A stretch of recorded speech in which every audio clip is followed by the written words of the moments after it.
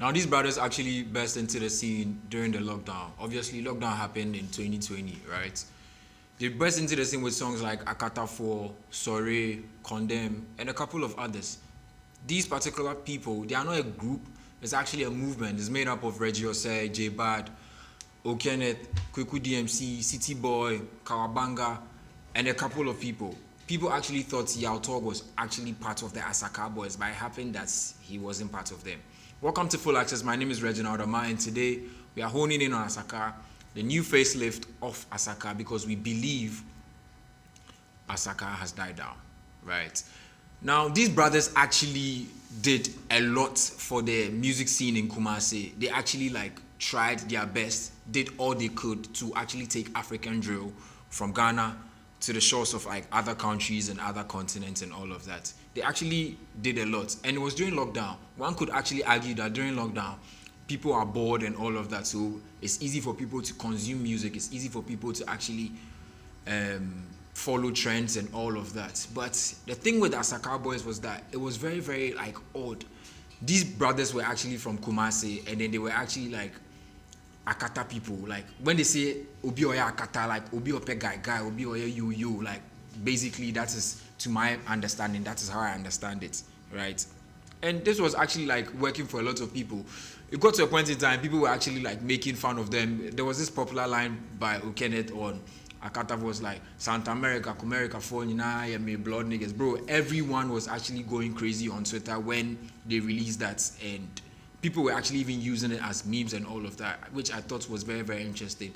They've done a lot. They've been on tour in the UK. They've been on tours elsewhere and all of that. And bro, these people they don't really follow industry, but they are really trying their best for the Ghanaian music scene. And their works never went on unrecognized. I'm coming. Let me check my phone for a reference. Now, last year at the Grammys, they were actually, I don't know whether it was last year or this year, I beg your pardon, please forgive me, but they were able to actually force the Grammys, the Grammy, Recording Academy's hand to actually curate a category for them, which is called the Best African Music Performance category. It was because of the Asakaa boys, that is why this category was formed. Bro, you don't get that anywhere. If your music is shit, you don't get that anywhere. If your movement is shit, you don't get that anywhere. But the Asakaa boys were able to put the Kumerica logo everywhere. Everywhere they went, they were shitting Kumerica, and then they were leaving indelible marks on every single being who actually heard their music, who actually saw their music, right? But one thing that's actually breaking my heart is that it feels as though people are not really amped up to actually consume the music from the Asakaa boys.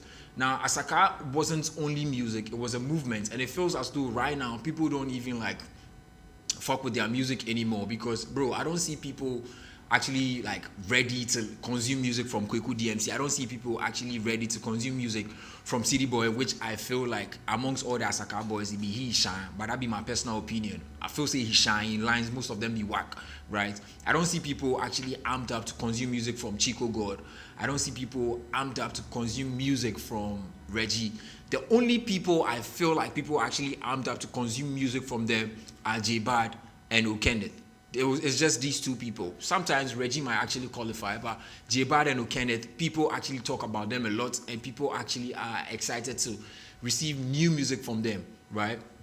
Quite recently, there's been a very, very there's been two artists who are not parts of the Asakaa movement, but they actually find themselves around those boys. You can actually say that they are cousins of the movement, or they are cousins of the boys, and I feel they are the new facelift of the Asakaa boys. Why am I saying this? Now, when you look at Beeztrap, king of the movement, popularly known as Beeztrap KOTM, when you look at him, you feel as though this guy has a lot more to him. Not only music, but just look at his persona. It feels as though this guy has something to bro, even if when you see him, you even ask yourself bro, why is this guy wearing grills? Why is this guy braiding his hair this way? Why is this guy wearing his Timbs in this in this manner or in this fashion? Why is this guy wearing this particular outfit?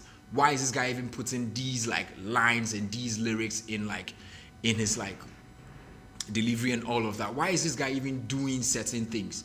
Mind you, I was even asking myself, like, bro, this guy, he the Cinderella song saved before him. Why this guy even do Cinderella?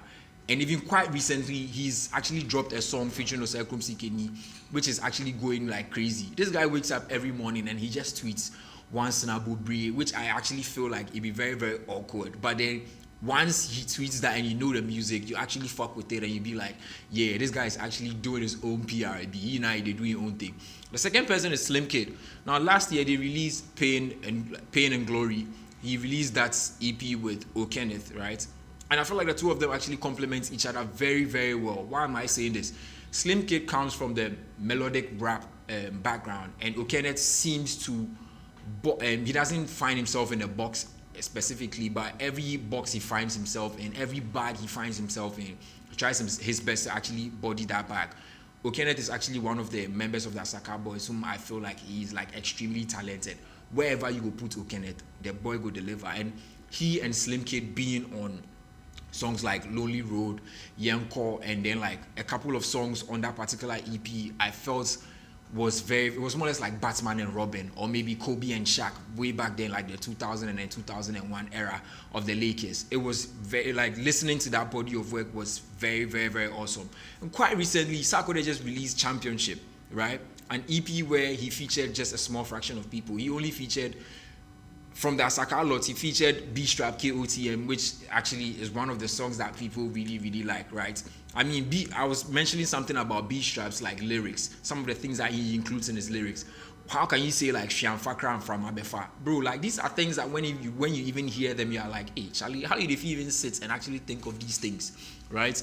And he also has a song with Xlimkid. Now, these are the two brothers who are only featured on this song. Now, a couple of weeks before Sarkodie even released the Championship, he had a song with J-Bad also, but J-Bad didn't even make it to the EP. Was only Beeztrap, King of the Movement, and then Xlimkid.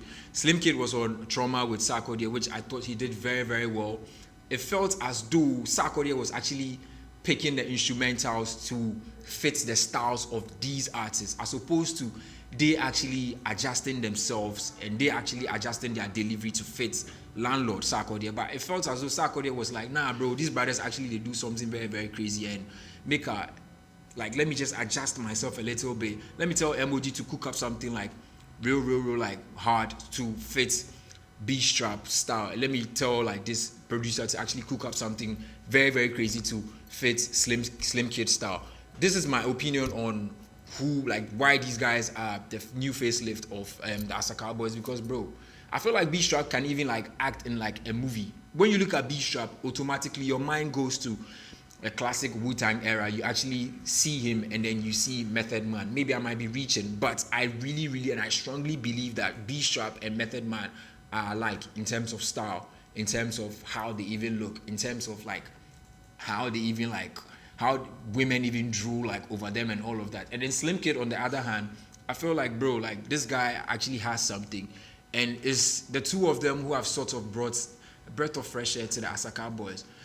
Who knows, maybe Reggie releasing Travis recently will get people talking again, which I believe is not going to happen. J-Bad is about to drop, I believe, this year. I don't really see people like amped up for DMC and all of that, because I feel like people have gotten over those things. But Beeztrap and then Xlimkid, these brothers are actually the facelift of Asakaa boys. And if you don't agree with me, go figure.